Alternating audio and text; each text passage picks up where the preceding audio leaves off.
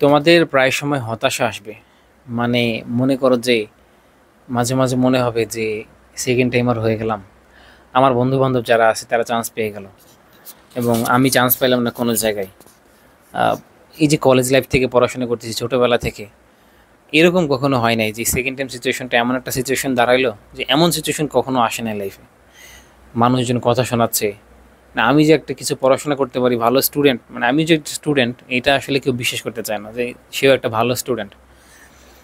এরকম মানুষ বলে এবং মানুষ বলে যে তোর দ্বারা আর সম্ভব না, তোর দ্বারা আর সেকেন্ড টাইম সম্ভব না। এরকম কথা আমি অনেক শুনছি। জাহাঙ্গীরনগর বিশ্ববিদ্যালয়ে আমার ভাইকে একজন বলছিল যে তোমার ভাইয়ের জাহাঙ্গীরনগর বিশ্ববিদ্যালয়ে চান্স হবে না, ঠিক আছে। তো এরকম অনেক কথা যে প্রতিযোগিতা বেড়ে যাচ্ছে।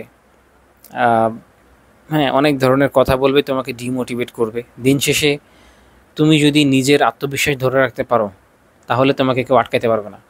এতটুকু মাথায় রাখো যে তোমার আত্মবিশ্বাসটা নিজের মধ্যে ধরে রাখাটা খুব ইম্পর্ট্যান্ট। এখন লাইফটা এরকম একটা স্টেজে আসছে যে নিজে নিজে তোমাকে এখন চলতে হবে। আশেপাশে কাউকে পাবা না, কারোর জন্য অপেক্ষাও করবা না। হ্যাঁ, যে কেউ আসবে লাইফ চেঞ্জ করে দেবে এরকম কারোর জন্য অপেক্ষা করবা না। তুমি নিজের চিন্তা করো, নিজের চিন্তা করো যে নিজেকে কিভাবে চেঞ্জ করা যায়, প্রতিনিয়ত নিজেকে কিভাবে চেঞ্জ করা যায়। সন্দীপ মাহেশ্বরী উনি একটা কথা বলে যে if you want to change your life then take a look in a mirror. হ্যাঁ, যে তুমি যদি তোমার জীবনকে চেঞ্জ করতে, মানে না sorry, if you finding a person who can change your life then take a look in the mirror. তুমি এমন একটা ব্যক্তিকে যদি খুঁজে থাকো যে তোমার লাইফ চেঞ্জ করে দেবে, তাহলে তুমি আয়নার দিকে তাকাও। আয়নার দিকে তাকাইলে কাকে দেখতে পাও?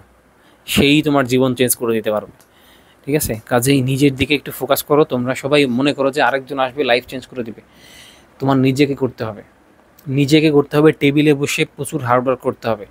তুমি রাতে যে পড়তেছো একা একা, আমি দেখতে পারতেছি না, তোমার আব্বু আম্মু ঘুমাই গেছে এবং তোমার বন্ধু বান্ধব কেউ দেখতেছে না তুমি দিনে রাতে যে পড়তেছো, ভোরবেলা উঠে যে তুমি পড়তেছো, এটা তোমার বন্ধু বান্ধব দেখতেছে না, তোমার পাড়া প্রতিবেশী দেখতেছে না। তোমার পাড়া প্রতিবেশী জাস্ট রেজাল্ট দেখতেছে, সবাই রেজাল্টের অপেক্ষায় আছে।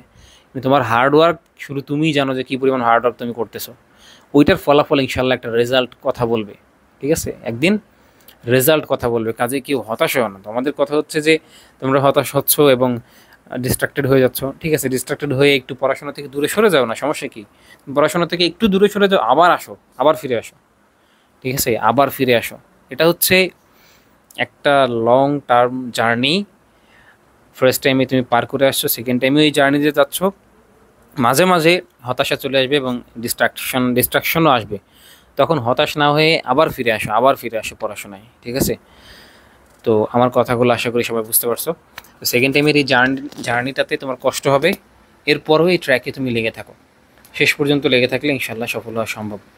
আর নিজের ড্রিম ডেস্টিনেশন যেটা, হ্যাঁ, একটা টার্গেট করো, কোনো একটা ইউনিভার্সিটিকে টার্গেট করো যে এখানে আমার চান্স পেতে হবে, আগামী 5 মাস পর আমি ইনশাল্লাহ ওই জায়গায় থাকবো। হ্যাঁ, তারপর বেশি বেশি দোয়া করো এবং প্রচেষ্টার মধ্যে দিয়ে আগাও। দোয়া এবং প্রচেষ্টার মধ্যে দিয়ে আগাতে থাকো।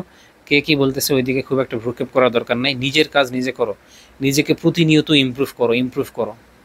সবাই আমার কথাগুলো আশা করি বুঝতে পারছো এবং এই কথাগুলো ফলো করার চেষ্টা করো। ঠিক আছে, আর নিজের প্রতি নিজের বিশ্বাসটা ধরে রাখো। আল্লাহ হাফিজ।